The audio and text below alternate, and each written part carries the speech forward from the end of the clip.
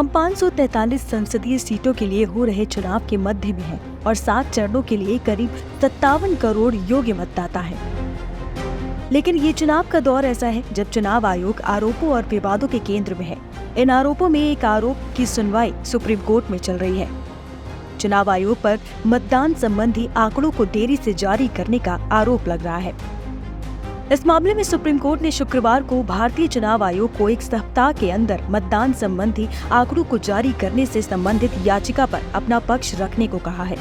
ADR और common cause की याचिका में बूथों पर मतों की संख्या संबंधित फॉर्म 17C की स्कैन कॉपी अपलोड करने संबंधी याचिका दाखिल की थी। इस याचिका में मांग की गई है कि चुनाव आयोग मतदान में मतों की कुल गिनती की संख्या मतदान खत्म होने के तुरंत बाद वेबसाइट पर जारी करे।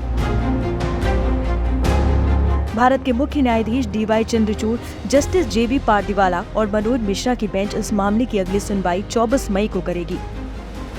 इस आरोप के अलावा चुनाव आयोग पर कई दूसरे आरोप भी लग रहे हैं। विपक्ष सरकारी एजेंसियों का विपक्षी नेताओं के खिलाफ दुरुपयोग का आरोप पहले से लगता आया है।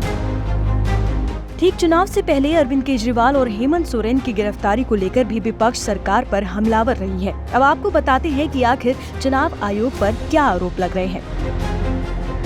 भाजपा नेताओं के सांप्रदायिक चुनावी भाषण, कांग्रेस के खातों के फ्रीज होने की खबर, इलेक्टोरल बॉन्ड का मुद्दा, प्रधानमंत्री मोदी का बांसवाड़ा वाला भाषण जिसमें घुसपैठी और ज्यादा बच्चे पैदा करने वाले जैसे जुमलों का इस्तेमाल किया गया, लेकिन उनकी जगह भाजपा अध्यक्ष को नोटिस जारी किया गया।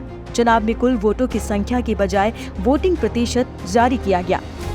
इस तरह विपक्ष लगातार कई मुद्दों को लेकर चुनाव आयोग की विश्वसनीयता पर सवाल उठा रहा है। आरोप लग रहे हैं कि चुनाव आयोग सत्तारूढ़ बीजेपी को लेकर बेहद नर्म है और विपक्ष को लेकर गर्म।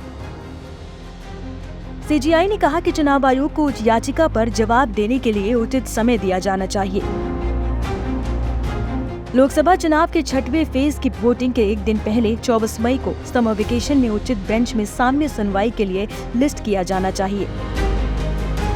पिछले हफ्ते एडीआर ने अपनी 2019 जनहित याचिका में एक अंतरिम आवेदन किया था जिसमें चुनाव पैनल को निर्देश देने की मांग की गई थी।